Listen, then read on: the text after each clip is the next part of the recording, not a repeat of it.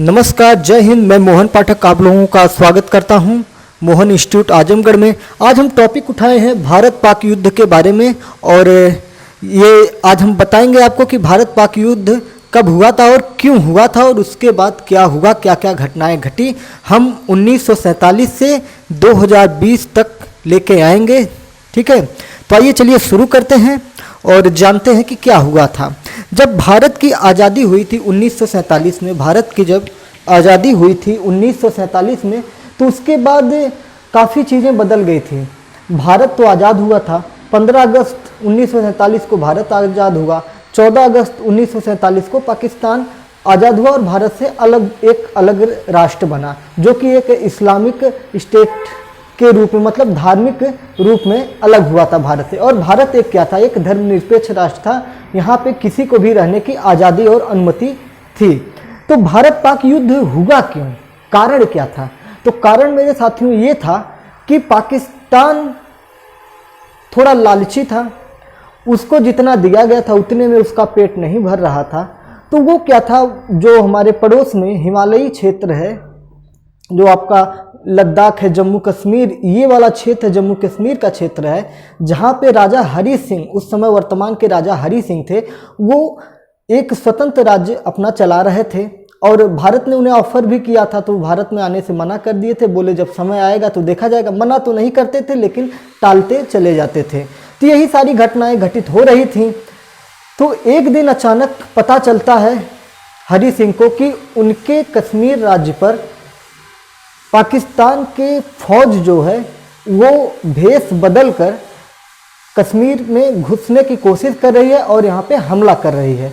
तो जैसे जैसे कहा जाता है कि वो कबीलाई लोग थे, जो कबीलों में रहते थे, उन लोगों को पाकिस्तान गवर्नमेंट ने हायर किया और उन लोगों को सैनिकों के साथ मिक्स करके जम्मू कश्मीर में लड़ाई के लिए भेज दिया। उनका मकसद था कि किसी भी तरह से जम्मू कश्मीर को कब्जे में कर लिया जाए और अपने भूभाग को, अपने प्राकृतिक संपदाओं को बढ़ा लिया जाए।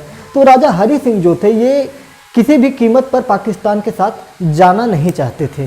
तो उन्हें जैसे जैसे पता चलते गया, उनके पास तो इतनी सेना थी नहीं कि वो पाकिस्तान की सेना से टकरा पाते, लेकिन शुरुआत में वो काफ़ी जोश में थे। उनको लगा कि मैं पाकिस्तान की सेना को हरा दूंगा, अभी नया नया राष्ट्र बना है, वो मेरा क्या कर लेगा। लेकिन पाकिस्तान के पास अत्याधुनिक हथियार थे, टैंक थे। कश्मीर के पास इतने अत्याधुनिक हथियार नहीं थे, ना ही इतने उनके पास सैनिक बल था। ये सारी चीज़ें, घटनाएं घटित हो रही थी। तो राजा हरि सिंह भागे भागे, उस समय तो कोई संपर्क मार्ग था नहीं, जमीन स्थल मार्ग तो था नहीं कश्मीर के लिए। तो किसी भी प्रकार से उन्होंने भारत सरकार से दिल्ली में संपर्क किया, एयर के माध्यम से, हवाई जहाज़ के माध्यम से संपर्क किया। उसमें बहुत सारी घटनाएं, बहुत सारी कहानियां हुई, जिसके बारे में हम अभी नहीं चर्चा कर सकते, क्योंकि अभी जो टॉपिक हम उठाए हैं इसको शॉर्ट में निपटाना चाहते हैं, क्योंकि ये हम अभी निम्न एग्जामों के लेवल से लेना चाहते हैं। जो मैं बताने की कोशिश कर रहा हूँ कि ये चीज़ें मैं काटने की कोशिश कर रहा हूँ, वो आपके हायर एग्जाम जो पीसीएस और आईएएस लेवल के होते हैं, तो उतने अंदर घुसने की हमें ज़रूरत नहीं है। अभी हम उत्तर प्रदेश के एग्ज़ाम की दृष्टि से, जो हमारे सामने है सीटेट, यूपी टेट और आपके जो हैं रेलवे के एग्ज़ाम हैं, उनकी दृष्टि से जो क्वेश्चन बनेंगे हम उसके हिसाब से चलेंगे। तो उम्मीद है कि आपको ये सीरीज़ बिल्कुल पसंद आएगा और आपको समझ में आएगा कि क्या पढ़ाया जा रहा है और क्या चीज़ें यहाँ पे चल रही हैं। आपको पूरी घटनाक्रम अगर आपके दिमाग में रिकॉल ना हो जाए, आपको ऐसा महसूस होने लगेगा कि आप उस युद्ध में खड़े हैं और उन सारी घटनाएं आपके साथ हो रही हैं। तो आइए देखते हैं कि हुआ क्या था। सबसे पहली बात हुई थी, हमने पॉइंट वाइज कर लिया है, जिससे कि आपको समझने में गलती ना हो, ना मुझे समझाने में गलती हो। तो भारत पाक युद्ध जो हुआ था, ये अक्टूबर 1947 में हुआ था। अक्टूबर 1947 में भारत पाक युद्ध हुआ था। उसके पहले ये सारी घटनाएं घटित हो चुकी थी राजा हरि सिंह की और भारत सरकार की, ठीक है। भारत सरकार मतलब उस समय जो नवीन भारत की सरकार बनी थी, उससे हमारा तात्पर्य है। जो आज़ादी के बाद नवीन सरकार बनी थी, जिसमें सरदार पटेल, जवाहरलाल नेहरू इत्यादि लोग उसमें थे। तो 1947 में पाक, PAK अर्थात पाकिस्तान द्वारा कश्मीर पर हमला किया गया। यह क्या किया गया कश्मीर पर हमला किया गया और उस समय वर्तमान राजा हरि सिंह थे। उस समय वर्तमान राजा हरि सिंह थे, जो कि मैंने अभी आपको बता दिया। अब जब ये युद्ध हुए तो युद्ध हुआ तो उसका कोई परिणाम आएगा, तो कुछ परिणाम तो आया नहीं। युद्ध लगातार चलते जा रहा था। हमारी जो भारतीय फौज थी ये इतनी मजबूत पड़ रही थी पाकिस्तान के ऊपर कि कुछ दिन और युद्ध होता, करीब कुछ दिन और युद्ध होता तो भारत जो है कि पाकिस्तान के क्षेत्र में घुस जाता और जो सारी चीज़ें पाकिस्तान कश्मीर के हिस्सों को कब्जा करके रखी थी, जिसे हम ऑक्टोपाइड कश्मीर कहते हैं, पाक अधिकृत कश्मीर कहते हैं, उन सारी चीज़ों को आज हम अपने भूभाग में मिला चुके होते हैं। लेकिन कुछ गलतियां हुई, उसे जल्दबाजी कहेंगे या समय की नजाकत कहेंगे, वो तो उस समय उन राजनेताओं के ऊपर निर्भर करता था कि उन राजनेताओं की क्या स्थिति रही होगी, क्योंकि नए नए देश बने थे दोनों। तो इसमें होता क्या है कि हमारे देश के पंडित जवाहरलाल नेहरू जी चले जाते हैं संयुक्त राष्ट्र में, जो वहाँ का अदालत होता है वहाँ पे चले जाते हैं, वहाँ पे समझौते के लिए जाते हैं। तो वहाँ से युद्ध विराम के लिए आदेश आ जाता है, जो कि इस प्रकार होता है कि कैसे युद्ध विराम होता है। उन्होंने कहा कि जो जिस जगह पर है वो उसी पर रहेगा। तो वहाँ पे एक लाइन खींच दी जाती है, तो कौन किसके भाग में कितना अधिकार क्षेत्र आया उसके बारे में हम जानते हैं। युद्ध विराम जो हुआ था, युद्ध विराम रेखा 1949 में खींची गई। युद्ध विराम रेखा 1949 में खींची गई। अब आप समझ सकते हैं युद्ध कितने वर्षों तक चला था। ठीक है, 1947 द्वारा हमला किया गया था और जो युद्ध विराम की स्थिति हुई वो आपका 1949 में हुआ। अब भारत के पास कितना भूभाग आया और पाकिस्तान के पास कितना भूभाग आया, ये हमें अब जानने की ज़रूरत है और ये हमारे नॉलेज की दृष्टि से भी ज़रूरी है, क्योंकि किलोमीटर्स में हमें पता होना चाहिए कि हमारे भाग में भारत के हिस्से में कितना आया और पाकिस्तान के हिस्से में कितना आया। तो भारत के हिस्से में 53,000 वर्ग किलोमीटर आया। भारत के हिस्से में 53,000 वर्ग किलोमीटर आया। अब पाकिस्तान के हिस्से में क्या आया, तो पाकिस्तान के हिस्से में मेरे साथियों 32,000 वर्ग किलोमीटर आया। पाकिस्तान ने हमला किया, राजा हरि सिंह भारत को समर्थन मतलब भारत से मदद मांगे और भारतीय सैनिक, भारतीय आर्मी, भारतीय वायुसेना ने मिलकर पाकिस्तान के छक्के छुड़ाए और उनसे 53,000 वर्ग किलोमीटर, वर्ग मील, ठीक है, वर्ग मील, किलोमीटर नहीं, सॉरी, 32,000 वर्ग मील क्षेत्र, ठीक है, वर्ग मील क्षेत्र को क्या किया, पाकिस्तान के पास चला गया और 53,000 वर्ग मील क्षेत्र भारत के पास आ गया। अब ये घटनाएं घटित हुई। अब जब भारत के पास आ गया तो भारत के संविधान में तो कश्मीर राज्य को वर्णित नहीं किया गया था। तो अब जब अगली बात आई कि वहाँ की जनता में काफ़ी लोग ऐसे थे जो पाकिस्तान में जाना चाहते थे, काफ़ी लोग भारत में आना ही चाहते थे और काफ़ी लोग स्वतंत्र रहना चाहते थे। तो ये सारी घटनाएं घटती रही। तो भारत सरकार ने क्या किया, संविधान में संशोधन किया। जो अपना भारत का संविधान है उसमें संशोधन करके क्या किया, आइए देखते हैं।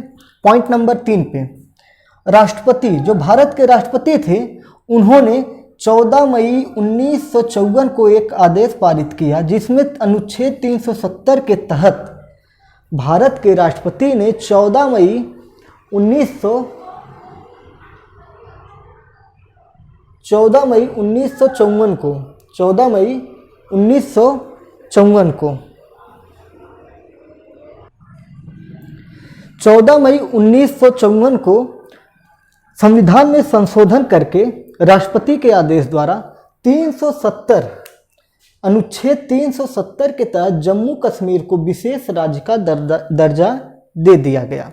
भारत के राष्ट्रपति द्वारा अगर पूछा जाए कि 370 अनुच्छेद को किसके आदेश के द्वारा संविधान में जम्मू कश्मीर को विशेष राज्य का दर्जा दिया गया, तो आप बताएंगे राष्ट्रपति के आदेश के द्वारा 14 मई 1954 को अनुच्छेद 370 के तहत जम्मू कश्मीर को राज्य, कैसा राज्य, एक विशेष राज्य का दर्जा दिया गया। अगर हम थोड़ी सी बात कर लें 370 के बारे में, जो 370 है इसके बारे में बात कर लें, तो इसमें ऐसी ऐसी चीज़ें की गई थी, एक विशेष राज्य का दर्जा दिया गया था। यहाँ पे भारत का जो तिरंगा है वो मान्य नहीं होगा। काफ़ी चीज़ें जो थी, एक हृदय विदारक चीज़ें हैं, मैं कहूँगा कि कोई भी भारतीय उसे एक्सेप्ट नहीं करेगा, और जिसका परिणाम अभी मैं बताऊंगा कि क्या हुआ भविष्य में आने के बाद।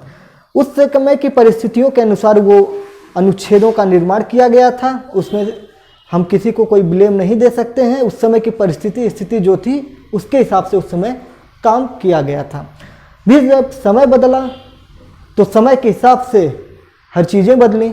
तो उस समय हुआ क्या, जो जम्मू कश्मीर होता है उसमें अनुच्छेद 370 के तहत उसे विशेष राज्य का दर्जा दिया गया। उसके तहत क्या हुआ कि जो वहाँ की महिला है वो भारत के क्षेत्र में शादी नहीं कर सकती है, और भारत के क्षेत्र का पुरुष जो है वहाँ पे शादी नहीं कर सकता। मतलब वहाँ के जो अधिकार होते हैं, आपके रहने के निवास अधिकार होते हैं, वो सारी चीज़ें अगर शादी कर ले रहा है तो वो वहाँ से उसका अस्थाई ख़त्म हो जाता है। ये सारी चीज़ें चल रही थी। कोई बाहरी जाके वहाँ पे ज़मीन नहीं खरीद, मतलब भारत का व्यक्ति वहाँ ज़मीन नहीं खरीद सकता था। भारत का मतलब जम्मू कश्मीर के अलावा अन्य जो अपने उस समय के 28-29 राज्य थे, जो भी उस समय वर्तमान में राज्य थे, क्योंकि राज्यों का पुनर्गठन अलग अलग तरीक़ों से होता रहा और ढेर सारे राज्य आज भारत में हैं। ठीक है, तो ये चीज़ें होती रहीं और भी बहुत सारे हुए। पाकिस्तान का व्यक्ति कश्मीर में शादी कर सकता था।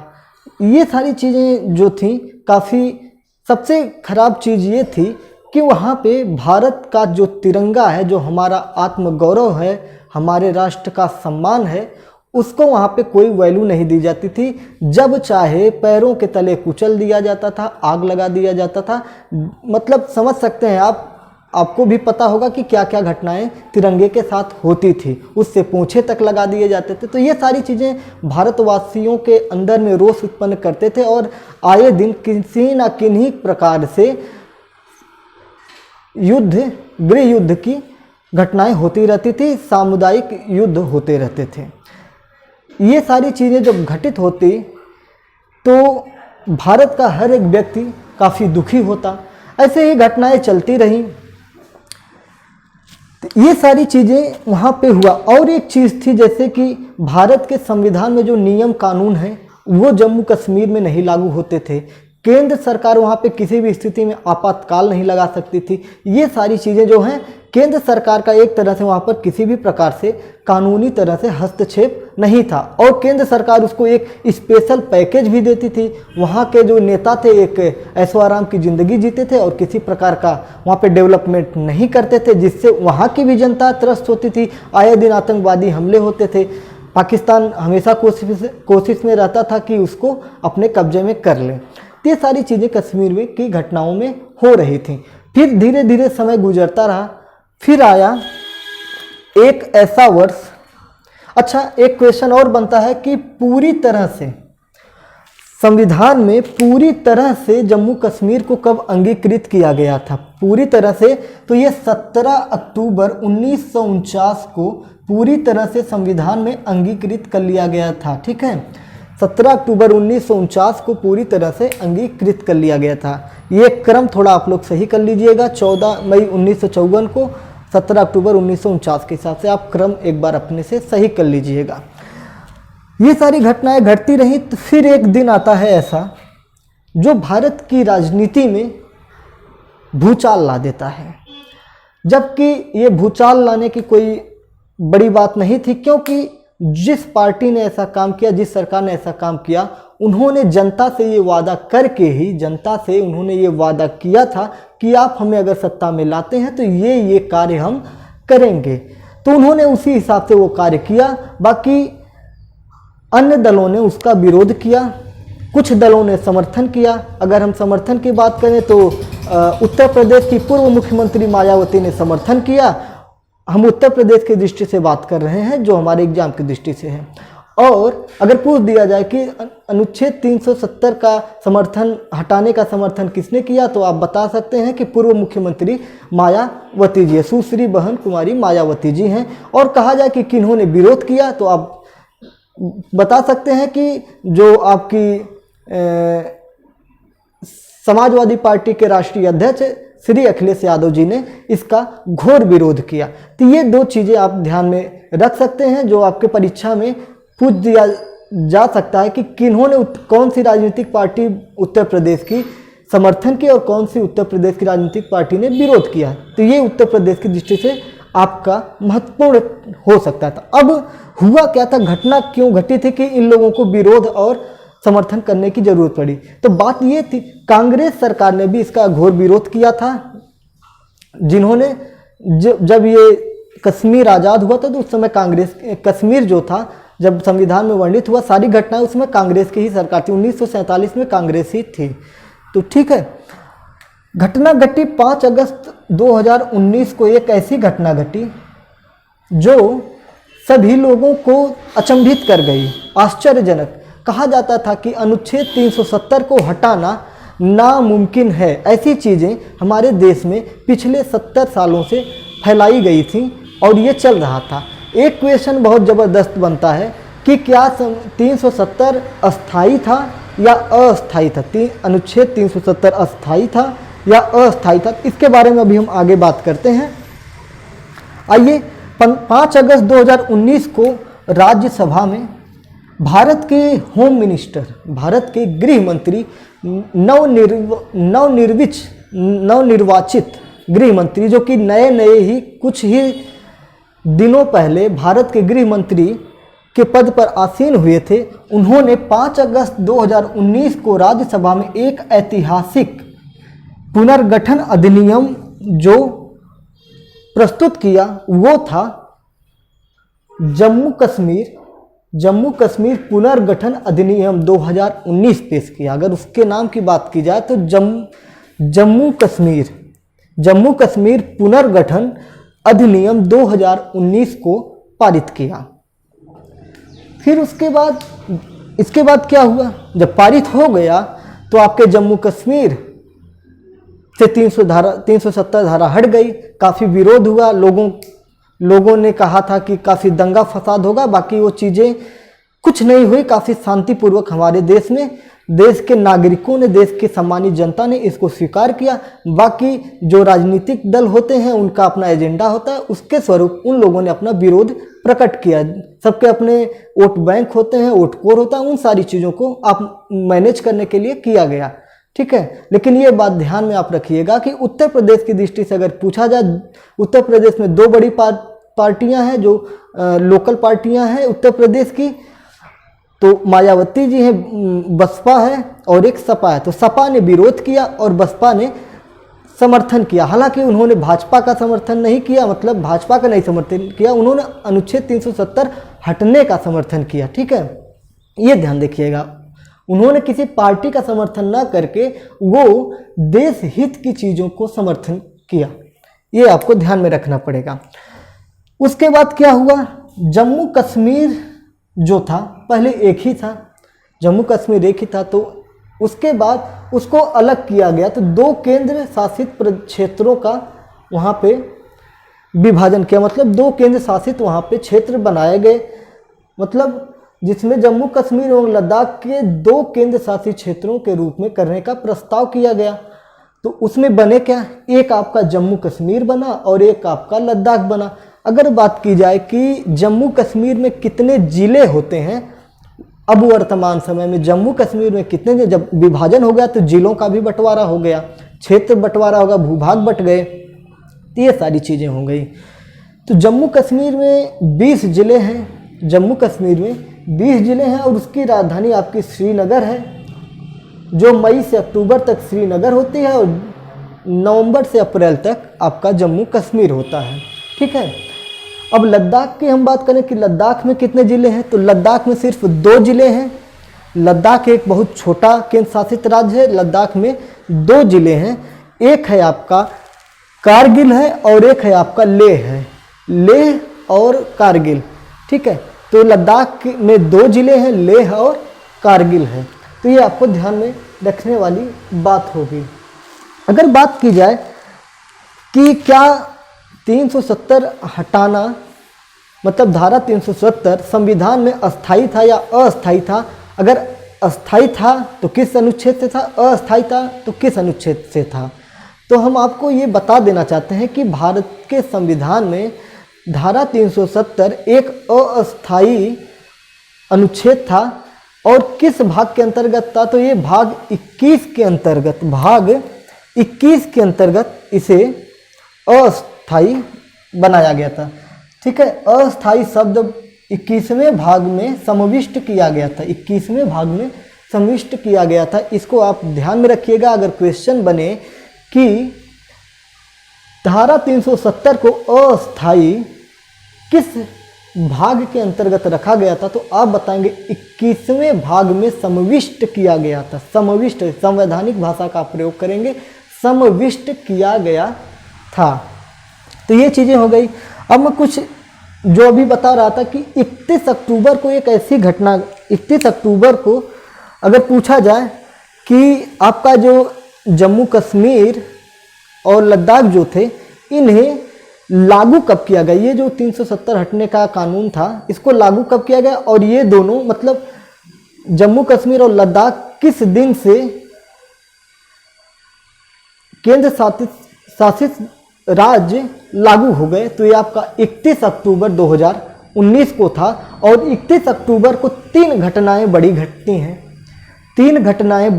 हैं। उसके बारे में अगर मैं आपको बता दूं तो एक सरदार पटेल से जुड़ी हुई घटना है, एक इंदिरा गांधी से जुड़ी हुई घटना है, और एक आपका जम्मू कश्मीर के लागू होने से, मतलब इनके केंद्र शासित प्रदेश बनने से जुड़ी है।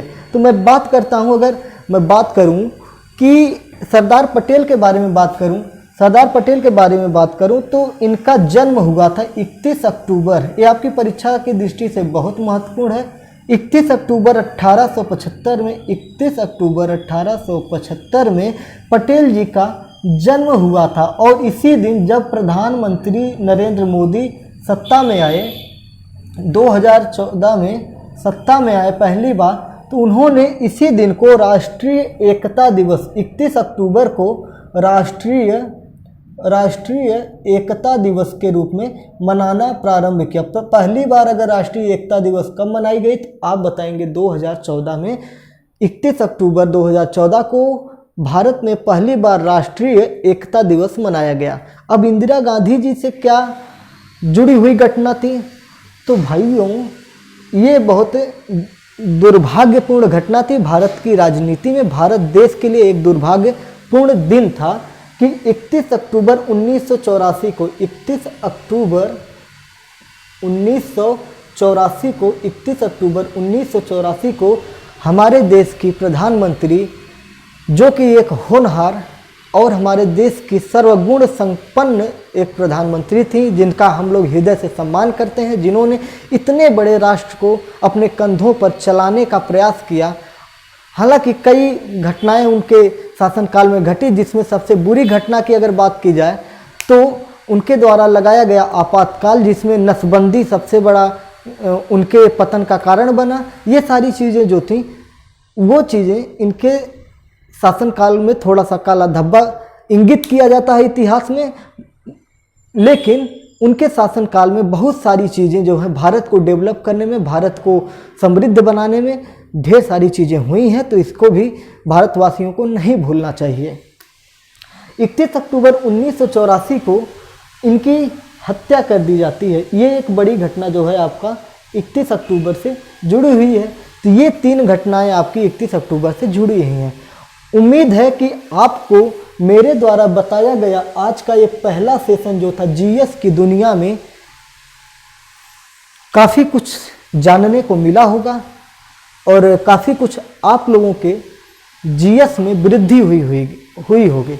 तो इसी तरह आप लोग बराबर देखते रहेंगे जीएस की दुनिया, जो आपका अब हमेशा के लिए इस चैनल पर चलता रहेगा। आप लोग अपना प्यार और स्नेह बनाए रखिए। फिर मिलते हैं अगले वीडियो में। जय हिंद, जय भारत, भारत माता की जय।